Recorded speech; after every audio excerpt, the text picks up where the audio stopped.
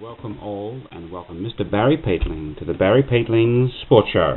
And welcome to you, Colin Sutcliffe, and all my viewers interstate and around the world. It's a very, very nice day today, and I'm feeling a little bit better. Not good, but a little bit better. He's back to feeling himself, as usual. No, not feeling myself at all, but it's getting slowly. I've got this little scope coming up on Thursday, so we might find out what's going on. Put my mind to rest. Anyway, but it's a very nice day. Thank God for that. 50,000 viewers, Barry. Nearly 50,200. Well, it's over the 50,000 mark. Well over 50,000. Yeah, 50,000 mark. Viewers, which is a fair bit, isn't it? Takes a fair while to say 50,000, Colin. It's amazing. It goes up. It's been going up 150, 200 a day sometimes.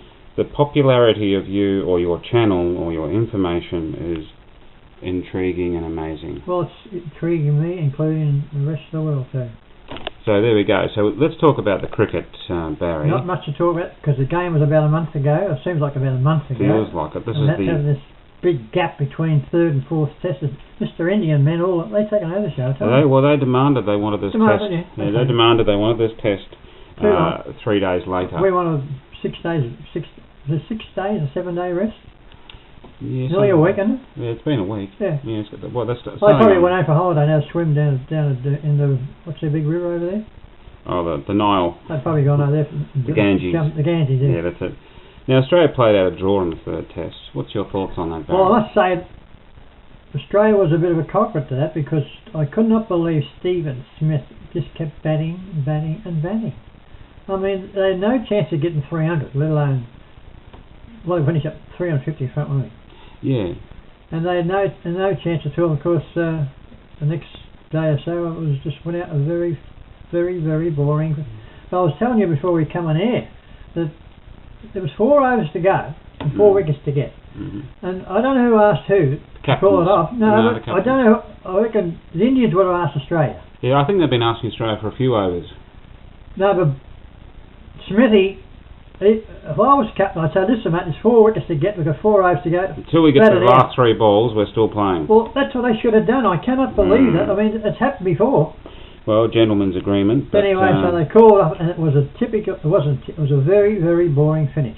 And I thought that they really missed a trick, or Steve Smith missed a trick. Well, he's his first 3 games as captain. Yeah, but he would have had advisors. He was sitting in the... Well, but sometimes they don't take notice of advice. They want to do their own thing, these captains. And I think he has, because I'm sure the senior cricketers like Warner and other fellas there would have said, right, Steve, just play it till the finish. 4 overs. No, that's not the thing I'm most upset about. Well, he should have declared a lot earlier, I told you. At least an extra 20 overs.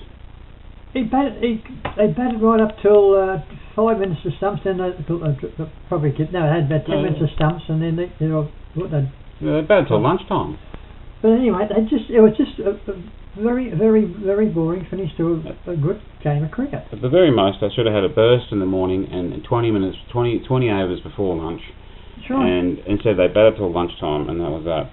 Game was over. And they made it boring. Australia made it boring. Well, they made it they've given India a draw on the platter. Okay, I mean they never looked like getting them out, but it was a very boring day and a half. Not happy. No, but anyway, you'll learn by the experience, Mr. Steven Smith.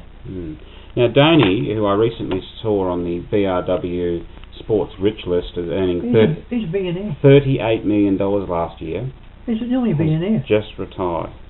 Resigned as captain and retired in test matches. Only for the test matches. Yeah. But he's going to play the 1 days, but I think he's probably just been running the show that day, because he's got 25, he sponsors 25 companies over there, and he's their number 1 man, and he wouldn't know how much money he's got. But cricket's only a little sideline for him, see? Yeah. Well, I think it's the IPL, whereas he gets his money. Did you see him batting a few years ago? He was the most destructive batsman in any conditions, any test, 1 day or 2020. He just smashed everybody around. And what's gone down to him is his keeping. His keeping has gone... Oh, no, he's a very ordinary keeper. Very ordinary keeper. Very ordinary. But I don't know why. There's only one test to go. I mean, why wouldn't you just say, "Well, I'll finish my career as captain"? Is he going to play? No, it's gone. Gone home Immediately. Gone home to count all his money. Yeah, count all his money, exactly. So that's what he's not injured. No. He's not injured. No, he's gone home. Finished with test. Sucked it home. Sucked it up. Got taken his bat and ball and gone home. Get a life, Danny. Alright, well that's Donny. So where's the fourth and last test to be played, Barry? The fourth test is played in Sydney. Which will be, I think, all the complaints about the Australian Test cricketers. They want a bit of grass on the pitch so they can get a bit of life in for their fast bowlers, but they won't get it. But spinning wicket? It's always been a spinning wicket. Traditionally. Yeah, you got to pick. You'll got Air Line will be playing, and who's the other spinner? Oh, Agar. They're talking about Ashton Agar. I think he might get in as a spinner, maybe. He might take us. He's a very good. He's a very spitting image of Adam Scott. He might take Mitchell's spot, possibly. Bit of a bowling all-rounder. Well, we got Josh Hazelwood, and I think Sid will probably come in. They're talking about Sid will come in. Oh, okay. Yeah. For maybe. Johnson. Who else can come in? As a fast bowler. Yeah, Mitchell Stark. He's injured, isn't he? No. Is he alright? Yeah, he's alright. They dropped him because of form. Well, I'll probably bring because of Harris coming back, remember? I'll bring in Stark for Johnson, and I think I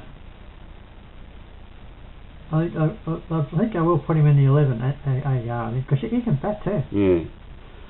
Just wait until they wouldn't pick him just to go for a trip, would they? Your mate Watson? Oh, I keep everybody's on Watson, for God's sake. What's your point of view then, Barry? Just get him. You might get a game down Chelsea next Saturday. Bring him down here. I mean, so we still keep him. Chelsea you might get a game with Chelsea, yeah. He's just the most this time last year was a superstar, but he's gone from superstar down to a nobody now. He just can't bat. He can't bowl. He had to go to training last night and never lay down.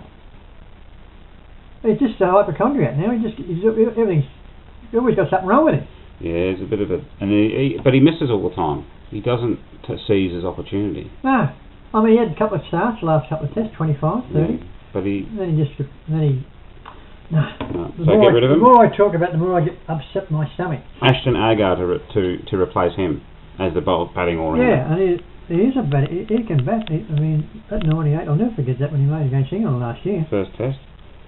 That'll never ever be broken, that record. What? 98, the last wicket, number 11. It has been already. Not by an Australian. Who? By a West Indian.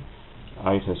Where are you getting all these? I think you're making this up, Colin. No, I'm not making this up, but there's a number 11 for West Indies. What's not that long ago, he's got in 100. Well, it wasn't in the paper. It wasn't in the paper. Not that long ago. I've never seen it. Within the last couple of years. Oh, what's his name? I'll get you his name, but I don't have it offhand. He's a fast bowler. He's quite fast. He's got a ball head. Tino Best. I remember Tino Best. Tino Best, number 11. He's about 8 foot tall. No, he's not. He's short. Yes, he's not. Tino, I remember him. Tino Best, under 6 foot.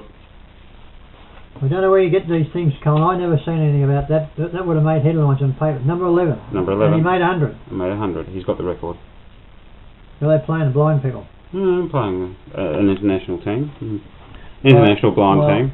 We'll get it on that computer. We'll get it up, we'll look it up, but guaranteed viewers, I will make a full on-screen retraction if I'm wrong. Well, you don't make those statements without any clarity about it, that's right. So we look forward to that test which starts in a couple of days. Well, I'll tell you something before we go. Full review. That 98 will never be broken by an Australian ever. Well, that might be true. Never. Ever. You have 1,001 of it. Yeah, right. Now what was that? What they're down, Tino Best. Tino Best, yeah, Tino Best.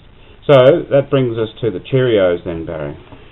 Yeah, well, there's a couple of people, PH and Andy, PH and PH, Shandy and Carlos. They've gone up to a place called Chillico for a week's holiday, and 4 hours away from Cairns. And that should be a nice little break away from good old Cairns and the fresh air. And of course, Annie and Carla and the whole family of Annie's house went up to Pagero for 5 days. And you know what the temperature was up there? 10 degrees. They've gone from 38 Andy was telling me they had to take up jumpers and coats and everything. What, in the Philippines? Is it in the mountains or Up something? the mountains, yeah. Okay. 11 degrees. Yeah, fair enough.